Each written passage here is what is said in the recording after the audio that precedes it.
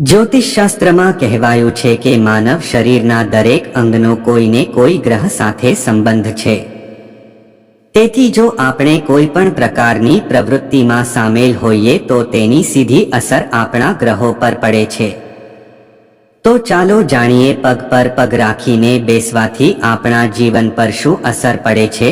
વૈદિક શાસ્ત્રમાં ઘણી સારી અને ખરાબ આદતનો ઉલ્લેખ મળે છે, જેમાં જણાવવામાં આવ્યું છે કે જો આપણા જીવનમાં અમુક એવી આદતો અપનાવી લઈએ તો એની ખરાબ અસર પડે છે। જ્યોતિષ શાસ્ત્રમાં જણાવવામાં આવ્યું છે કે માનવ શરીરના દરેક અંગનો કોઈને કોઈ ગ્રહ સાથે સંબંધિત છે। જો આપણે કોઈ પણ પ્રકારની ગતિવિધિમાં સામેલ થાય છે તો એની સીધી અસર આપણા ગ્રહો પર પડે છે, જેનાથી તે કમજોર અને મજબૂત થાય છે। પછી એના આધારે આપણી સાથે શુભ અશુભ ઘટનાઓ થાય છે। આ વિષયમાં વધુ જાણકારી આપી રહ્યા છે ભોપાલના નિવાસી જ્યોતિષ તેમજ વાસ્તુ સલાહકાર પંડિત હિતેન્દ્ર કુમાર શર્મા। કમજોર થાય છે શનિ। ઘણી એવી સામાન્ય આદત જે લોકોમાં જોવા મળે છે, એમાંથી એક છે પગ પર પગ રાખીને બેસવું।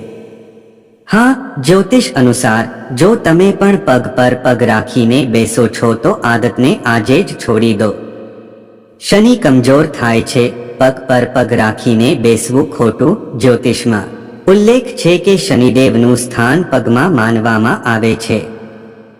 જો આપણા પગમાં કોઈ સમસ્યા છે અથવા તમને પગ સંબંધિત કોઈ રોગ છે તો તે સૂચવે છે કે તમારી કુંડળીમાં શનિ નબળો છે। બીજી તરફ જો તમે તમારા પગ પર પગ રાખીને બેસો તો શનિની દિશા બદલાવા લાગે છે અને શનિ નીચલી સ્થિતિમાં જવાનું શરૂ કરે છે, જેના કારણે આળસરો દેખાવા લાગે છે। પગ પર પગ રાખીને બેસવાથી શનિદોષ થાય છે।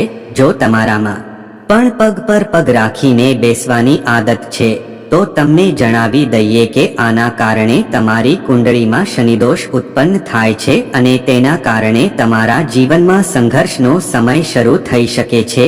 જો કે આ ઉપરાંત પગ પર પગ રાખીને બેસવાની લોક માન્યતા એ પણ છે કે તેનાથી ઘરમાં ગરીબી આવે છે અને દેવી લક્ષ્મી તમારાથી નારાજ થાય છે, જેનાથી આર્થિક નુકસાન થાય છે।